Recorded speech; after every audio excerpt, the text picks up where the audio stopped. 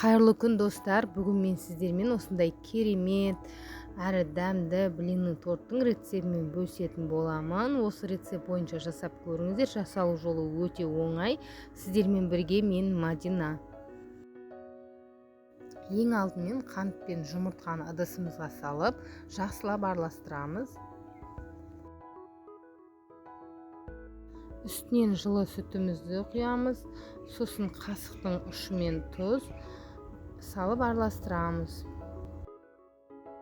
Енді онымен бірге ас содасын салып, жақсылап ешқандай түйіршік қалмайтындай етіп араластыратын боламыз.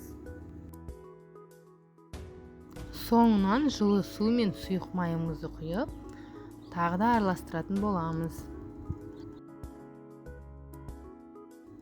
Біздің тестамыз дайын, енді пісіреміз. Ваны отқа қыздырып, осындай кішкене бір шөміштеп құйып, орташа отта пісіретін боламыз. Осындай тесіктер пайда болғанда бетінде екінші бетін аударамыз.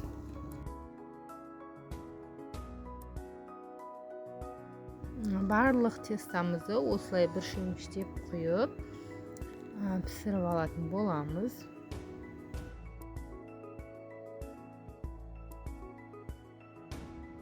Міне, менде осынша құймақ шықты, бәрін пісіріп алдым. Енді кремін дайындайтын боламыз.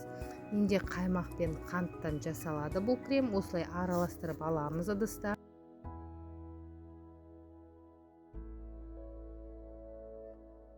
Енді құймақтарымыздың арасына осы кремді жағып жинайтын боламыз.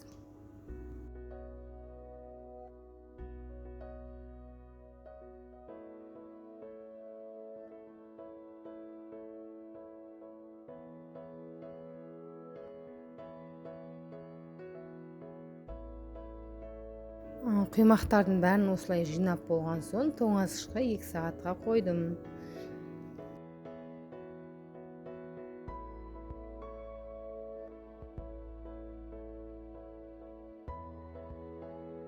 Сосын тортымыздың бетін шоколадты үккіштен өткізіп, осылай әрледім.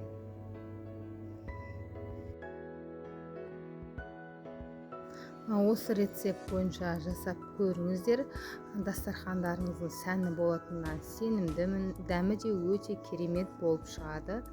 Менің басқа да рецепттерімді жіберіп алмас үшін қоңыраушаны басып қойыңыздар. Алда көптеген рецепттерді салатын боламын.